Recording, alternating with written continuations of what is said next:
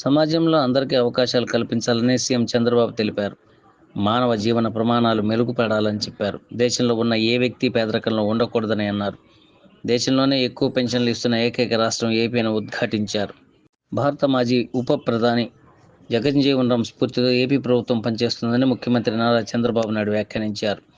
ఎన్టీఆర్ జిల్లాలోని ముప్పాలలో సీఎం చంద్రబాబు నాయుడు పర్యటించారు. జిల్లా మంత్రులు, పార్లమెంట్ సభ్యులు, అధికార యంత్రాంగం మరియు ఏపీ ప్రభుత్వ విప్ ఎమ్మెల్యే శ్రీమతి తంగిరాల సౌమ్య కలిసి ముప్పాలలో పలు అభివృద్ధి కార్యక్రమాల్లో ముఖ్యమంత్రి పాల్గొన్నారు. ఈ సందర్భంగా ప్రజా సమస్యలను అడిగి తెలుసుకున్నారు. P4లో మార్గదర్శి బంగారు కుటుంబం కింద ఎంపికైన వారిని సత్కరించి ప్రశంసా పత్రాలు అందించారు. ప్రజావేదికలో సీఎం చంద్రబాబు ప్రసంగించారు. ఏపీ అభివృద్ధి కోసం నిరంతరం కృషి చేస్తున్నామని తెలిపారు. P4లో భాగంగా మార్గదర్శి బంగారు కుటుంబం కింద ఏపీలో 20 లక్షల కుటుంబాలను ఎంపిక చేశామని ప్రకటించారు. దేశంలో ఉన్న ఏ వ్యక్తి పేదరికంలో ఉండకూడదని అన్నారు. దేశంలోనే ఎక్కువ పెన్షన్లు ఇస్తున్న ఏకైక రాష్ట్రం ఏపీ అని సీఎం చంద్రబాబు ఉద్ఘాటించారు. దీపం 2 కింద ఏడాదికి 3 సిలిండర్లు ఉచితంగా ఇస్తున్నామని సీఎం చంద్రబాబు ప్రకటించారు. 30 సంవత్సరాల క్రితమే మహిళల కోసం డ్వాక్రా సంఘాలు తీసుకువచ్చానని గుర్తు చేశారు. ఆర్థికంగా పైకి ఎదిగిన వారు, ఆర్థికంగా వెనుకబడిన వారికి సహాయపడాలని పిలుపునిచ్చారు. అందరికీ సమాన అవకాశాల కోసమే P4 విధానం అని స్పష్టం చేశారు. గతంలో P3 విధానం వల్ల రోడ్లను బాగు చేసుకున్నామని తెలిపారు. గత జగన్ ప్రభుత్వం 10 లక్షల కోట్ల అప్పులు చేసిపోయిందని ఆరోపించారు. తమది మానవతా దృక్పథంతో పనిచేసే ప్రభుత్వం అని ఉద్ఘాటించారు. అట్టడుగున ఉన్న వారికి చేయూత అందించాలని సీఎం చంద్రబాబు చెప్పారు. ఎంతమంది పిల్లలు ఉంటే అంతమందికి తల్లికి వందనం అందజేస్తామని సీఎం చంద్రబాబు మాటిచ్చారు.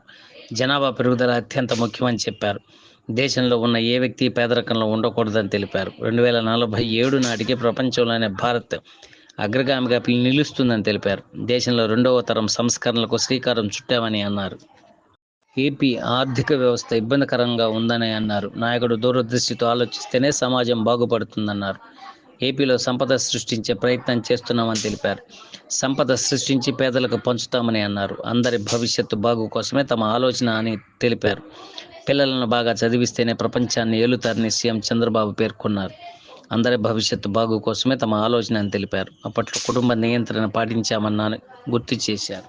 ఇప్పుడు దేశంలో జనాభా పెరుగుదల అవసరమని తెలిపారు. లేకుంటే భవిష్యత్తులో వృద్ధుల సంఖ్య పెరిగిపోతుందని చెప్పారు. అభివృద్ధి చెందిన దేశాల్లో ఇదే సమస్యగా మారిందని సీఎం చంద్రబాబు పేర్కొన్నారు.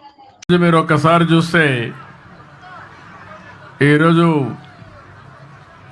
బాబు జగజ్జీవన్ రామ్ జయంతి, ఒక మహనీయుడి యొక్క జయంతి. ఏప్రిల్ నెలలో 3 పుట్టారు. ఒకరు బాబు జగజ్జీవన్ రామ్ గారు, రెండోది రాజ్యాంగాన్ని రాసినటువంటి అంబేద్కర్ గారు, మూడోది మహాత్మా పూలే గారు. ఈ 3 కూడా ఒక సామాజిక మార్పుకు శ్రీకారం చుట్టినటువంటి చరిత్ర పురుషులు. అందుకనే ఈరోజు నేను ఇక్కడికి రావడం నా అదృష్టంగా భావిస్తున్నా. ఈరోజు ఒక వినూత్నమైన కార్యక్రమంతో మేము ముందుకు వచ్చాను. నేను ఇక్కడ 2 విధాలుగా మీరు చూస్తే, ఒకటి బంగారు కుటుంబాలు. ఇప్పుడే కలెక్టర్ గారు చెప్పారు, దగ్గర 41 మంది ఈ గ్రామంలో అందరికంటే తక్కువ ఆదాయం వచ్చే కుటుంబాలు. అంటే ఇవంతా కూడా 20 లక్షల కుటుంబాలని రాష్ట్రంలో ఎంపిక చేశాం. మీ ఊర్లో 41 చేశాం. అదే సమయంలో నేను ఆలోచించిన విధానం, అట్టడుగు నుండే 20%, పై నుండే 10%. ఈ రోజు ఇక్కడ కూర్చున్న కొంతమంది మార్గదర్శకులు ఉన్నారు. ఇప్పుడే మనోజ్ గారు అయితే అక్కడికి వచ్చినప్పుడు చూశాను. ఈ రోజు వీళ్ళందరూ కూడా ఇక్కడ కూడా ఒక 5 మంది వచ్చారు. వీళ్ళకి సమాజం ఒక అవకాశం ఇచ్చింది, అందిపుచ్చుకున్నారు. ఈ రోజు పారిశ్రామికవేత్తలుగా, లేకుంటే మెరుగైన జీవన ప్రమాణాలతో ముందుకు పోయే పరిస్థితికి వచ్చారు. నేను ఒకప్పుడు జన్మభూమి పిలిపించాను, మీరందరూ స్పందించారు. ప్రపంచంలో ఉండే వాళ్ళందరూ వచ్చి జన్మభూమి పిలుస్తుంది, రా కదిలి రా అంటే గ్రామానికి వచ్చి ఎన్నో కార్యక్రమాలు చేశారు. స్కూల్ బిల్డింగ్లు కట్టారు, రోడ్లు వేశారు, శ్మశానాలు కట్టించారు, అనేక కార్యక్రమాలు చేశారు. ఈ రోజు నేను ఇచ్చే పిలుపు, ఎవరైతే సమాజంలో ఆర్థికంగా పైకొచ్చారో, తెలివితేటలున్నాయో, అలాంటి మీరు తిరిగి సమాజానికి ఇవ్వాలి. ఆ రోజు సమాజానికి ఇమ్మని కోరాను. ఇప్పుడు మీతో పుట్టిన వ్యక్తుల్ని పైకి తీసుకొచ్చే బాధ్యత మీకు అప్పచెప్తున్నానని చెప్పి కూడా నేను మీకు తెలియజేస్తున్నా. ఆర్థిక సంస్కరణలు వచ్చాయి. నేనే దీనికి కూడా ఆ రోజు భారతదేశంలో పివి నరసింహరావు గారు ఆర్థిక సంస్కరణలు తీసుకొస్తే, 2nd జనరేషన్ రిఫార్మ్స్ కి నేనే శ్రీకారం చుట్టాను. ఈ రోజు మీరు చూస్తే బ్రహ్మాండమైన రోడ్లు వచ్చాయి. ఒకప్పుడు హైదరాబాద్, విజయవాడ రోడ్డు చూసేవాళ్ళం. ఈ రోజు బాగా రోడ్డు ఉందంటే దానికి కారణం పీపీపీ విధానం అంటే పబ్లిక్ ప్రైవేట్ పార్ట్నర్షిప్. ఈ రోజు బ్రహ్మాండంగా మీరు సెల్ ఫోన్ లో మాట్లాడుతున్నారంటే ప్రభుత్వం పెట్టిన సెల్ ఫోన్లు కాదు, ప్రభుత్వానికి కూడా ఆదాయం వస్తుంది ఈ సెల్ ఫోన్ల వల్ల. ప్రైవేట్ వ్యక్తులు సర్వీస్ ఇస్తారు, దాని వల్ల వాళ్ళకు లాభాలు వస్తున్నాయి, మీకు మెరుగైన సేవలు అందుతున్నాయి. కరెంట్ విషయంలో గాని అనేక విషయాల్లో, కాలేజీల విషయంలో గాని చాలా మంది ముందుకొచ్చి ఎన్ని పోయారు. కానీ ఈ రోజు పీపీపీ విధానంలో ఫ్యాక్టరీ పెట్టిన వాళ్ళు పైకి వచ్చారు, తప్పులేదు. ఈ రోజు సిఎస్ఆర్ కూడా పెట్టారు, కార్పొరేట్ సోషల్ రెస్పాన్సిబిలిటీ అని. కానీ కొన్ని కార్యక్రమాలు చేస్తున్నారు. కానీ ఈ రోజు నేను తీసుకున్న కార్యక్రమం మీరు చూస్తే ఎప్పుడు కూడా 20-30 సంవత్సరాల ముందే నేను ఆలోచిస్తాను, సమాజాన్ని అధ్యయనం చేస్తా ఉంటాను, ఎప్పటికప్పుడు అర్థం చేసుకుంటా ఉంటాను. నా ఆలోచన ఒకటే, భారతదేశంలో పుట్టిన ఏ వ్యక్తి గాని పేదరికంలో ఉండడానికి వీలు లేదు. స్వర్ణ ఆంధ్రప్రదేశ్ లో 2047కి 55 లక్షల రూపాయలు తలసరి ఆదాయం. ఈ రోజు 2,90,000 ఉంటే దీన్ని 23 ఏళ్లలో దగ్గర 20 రెట్లు 15 రెట్లు పెరిగే అవకాశం ఉంటుంది. అది సాధ్యమా అంటే సాధ్యం. దానికి కార్యాచరణ ప్రణాళిక తయారు చేస్తున్నాం.